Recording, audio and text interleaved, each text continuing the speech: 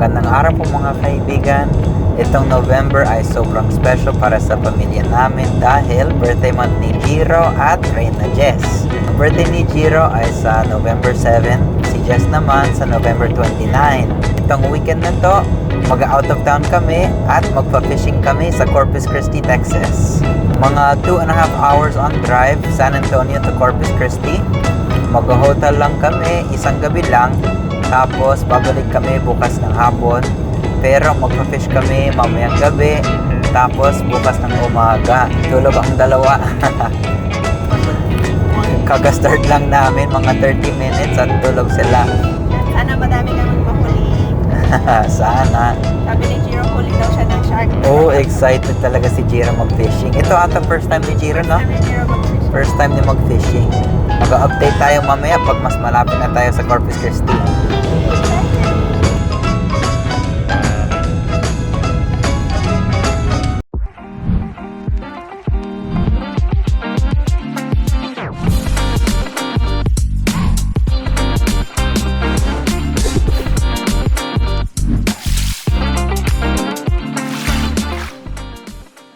Andito na kami sa channel. Dito kami magpa-fish ngayon gabi.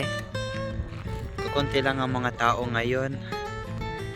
Pero ito ang binili kong live shrimp. Kung nakakita nyo, medyo madilim. Ang lalaki nila, oh. Gusto ko na lang iluto. Yun, oh. Si Jess ang taga-hook ng bait. Jax boy, ready ka na mag-fish? Yeah. Ready. Ala, si Jiro. Super curious. Ang cute. Medyo malamig, mahangin, kaya malamig. Ito ang tiny shrimp, live shrimp. Boy pa. Ito ang bait. So far, wala pang luck kasi madaming rocks dito. Snag. It's snug. Pero tignan natin.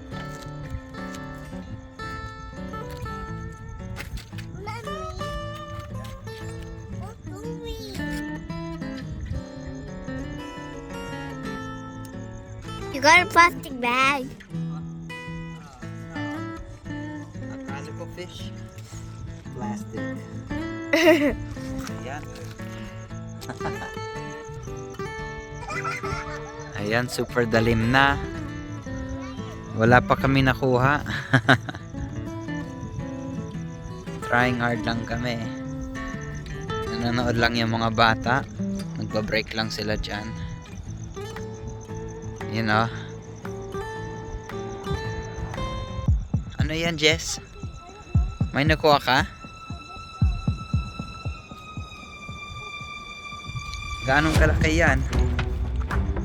Nawala? Ha? Jax, get the net, buddy. Hala. Ang laki, oh.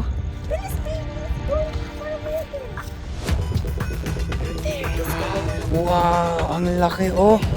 Ano yan?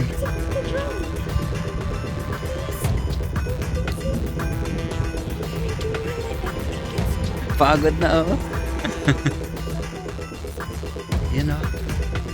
Wow. Grabe, oh. Ito ang fish ni Jess. Ano? What? It's a red rock. Look. Oh God. Sobrang malaki, oh. Ala. Sobrang laki, oh. Look at this. Oh my God. Ang galing.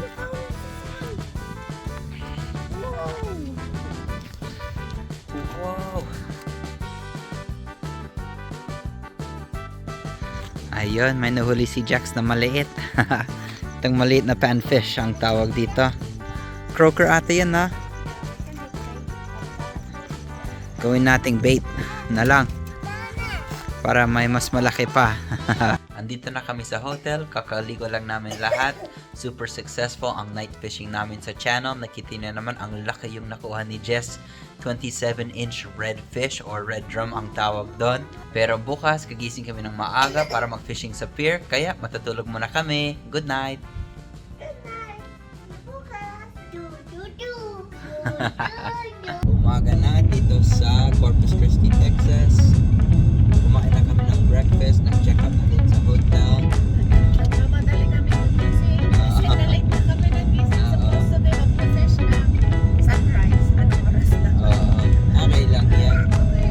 Take vacation lang. Pero hindi namin alam, medyo malayo din pala yung pier sa Port Aransas pa. Kaya mga 30 minutes ang drive namin.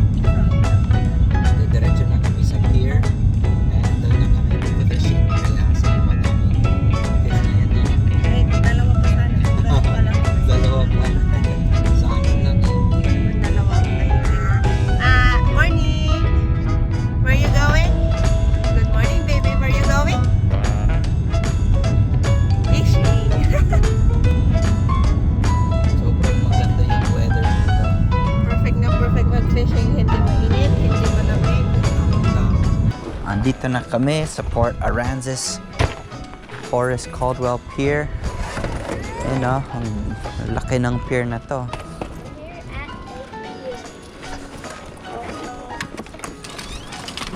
You gonna help me pull it up? Ang bigat na.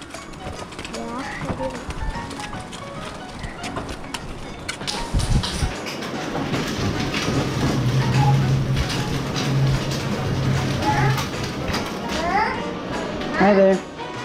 Got 2 adults and then 2 kids. Yep. And how many poles? 3 poles. 2 adults, 3 poles, 2 kids. It's gonna be $18.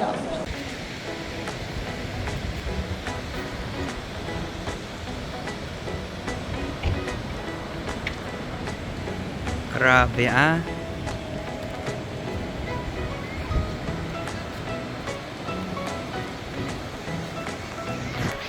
Sobrang ganda oh.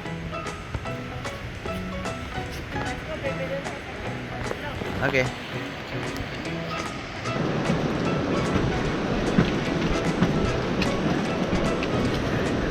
Hala. Ang laki ng barko ah. Saan kaya papunta yan? So, nagsiset up na kami.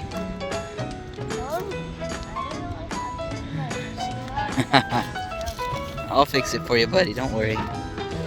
Ito ang pwesto namin.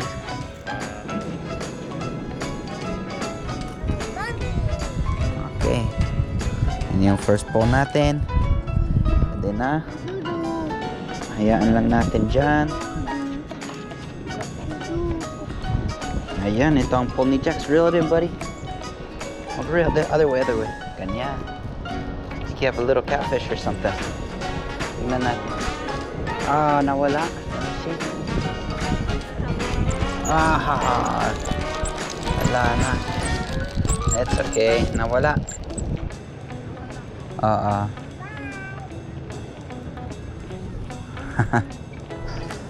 Steak.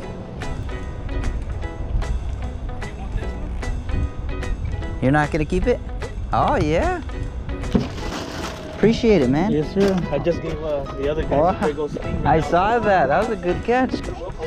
Nice catch. May nagbigay sa amin ng isang fish. Ang laki. Hindi ako sigurado kung anong klaseng fish ito.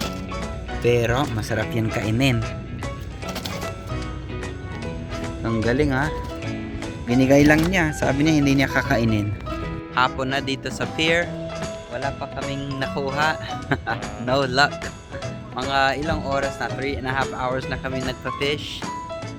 Pero yung mga katabi namin, meron naman mga maliliit at yung isang malaking pampano, yung binigay niya sa amin. Pero itong dalawang anak namin nagpapahinga dyan sa wagon. Kaya tignan natin kung may makakuha pa kami. Habang nasa CR kami ni Jax, may nakuha si Jess. Para siyang sand trout. Maliit lang. Pero masarap yan. Ayos ha. Ano ang bait mo dito be? Squid. Squid ang ginagamit yung bait. Yan ha. Isang maliit na sand trout. Ayos ha. Habang andito kami nagpa-fishing, Jax boy lost his first tooth.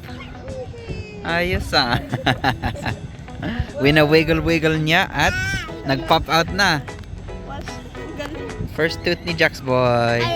I'm connected. I have my pop. Nice job, buddy. Alam mo, walang-wala ng room. Wow. Jack's boy lost his first tooth habang nagpa-fishing kami. Ala. We'll see if the tooth fairy comes tonight, huh? Tapos na kami mag-fishing. Hindi masyadong successful. Isang sand trap lang ang nakuha namin. Pero hapon na at uuwi pa kami. Mga 3 hours ang drive. Pero nag-enjoy talaga kami sa fishing trip na to. Lalo tong makulit. Ayan, no? Anak na kain tapos Uwi na. pauwi na kami. Bumili na kami ng mga tacos. Ito ang dinner namin habang nagda-drive. Ano, nag-enjoy kayo? Yes. Enjoy na enjoy? Pagod tong dalawa. Pagod na. Chiro! Hi! Bali, ang final haul namin is yung malaki na kinuha ni Jess kagabi. Yung 27-inch redfish. Tapos yung pompano na binigay ng isang maliit na sand trout. Diba? And yung super tiny panfish na kinuha ko kagabi. Yan lang. At Kaya least, tayo. nag-enjoy pa rin kahit konti lang ang nakuha namin. Sana nag-enjoy kayo and early happy birthday kay Jess and Shiro. Siyempre, magsa-celebrate tayo itong buwang-buwan na to, itong buwang November. Kaya, Bukas pala, natin like, kakainin natin lahat ng mga fish na nahuli natin. Fresh. ito natin kung anong klaseng luto yan ha. Ano ang mga ulam natin bukas. Yep. Pero maraming salamat sa panonood. Magta-drive lang kami pa away 2.5 hours. Kaya mag-ingat po kayo. Bye-bye!